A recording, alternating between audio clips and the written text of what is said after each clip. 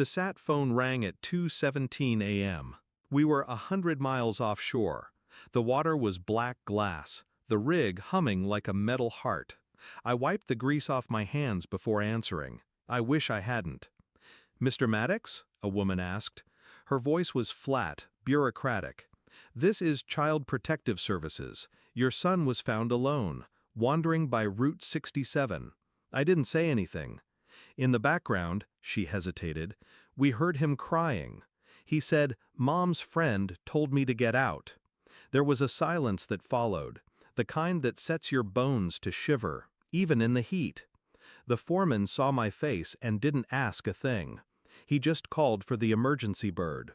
I left without packing, without looking back. And as the chopper lifted, the ocean watched. Eli didn't recognize me at first. He was wrapped in a state-issued blanket. Dirt under his nails, shoes mismatched, eyes red and swollen like he'd forgotten how to stop crying. The social worker offered weak coffee and forms I didn't read. I signed everything. She asked if I had any idea who Derek was. I told her no, but the name tasted familiar, like something I'd tried not to swallow. Back home, the lights were on. The house was clean. Music played in the background, something cheap and romantic. She greeted me in a robe. "Oh my God, you're back early." Not shocked, not guilty, just off script. Eli ran to his room, slammed the door. She tried to kiss me. I stepped aside. My voice was ice. "He said your friend told him to get out." She blinked. A pause, a hitch. Then, "He misunderstood." I nodded. I didn't believe her, but I nodded. I didn't yell, didn't argue. Instead, I bought silence. A new phone, hidden cameras, tiny ones, hallway, living room, front porch. I told her work needed me on call. She smiled and kissed my cheek. I didn't flinch. The days blurred. She texted more, laughed louder, slept later. Eli stopped drawing, stopped talking. One night, while she thought I was on the rig, I watched the footage in real time. At 9:14 p.m., a man entered the house. Tall, bald, too familiar. Derek. He brought wine. She brought herself.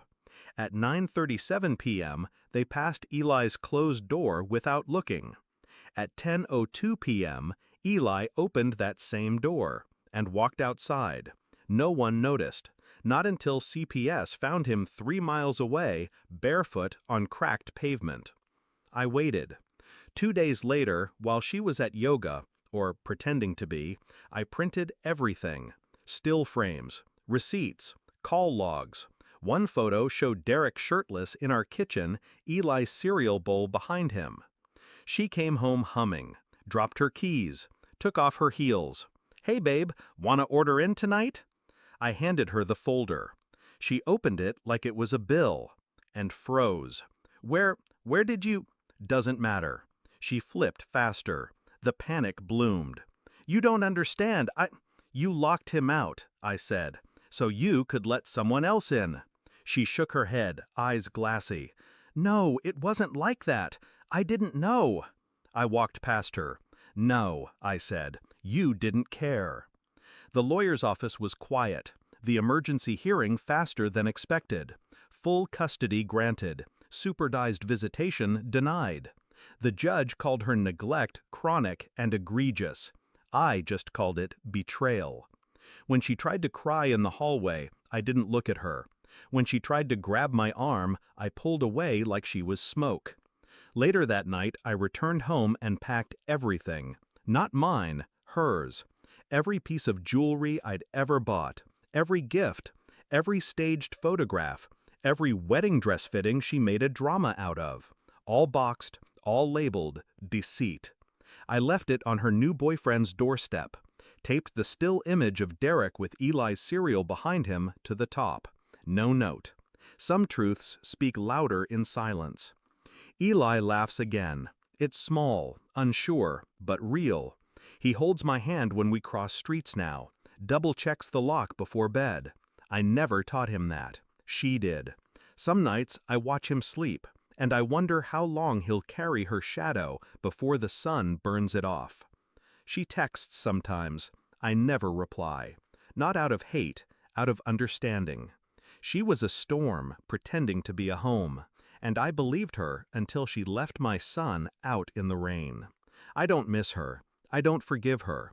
But I thank her for showing me who she was before she had the chance to destroy him too. The oil rig taught me how to contain pressure, but she taught me how to bury it so deep it never boils again.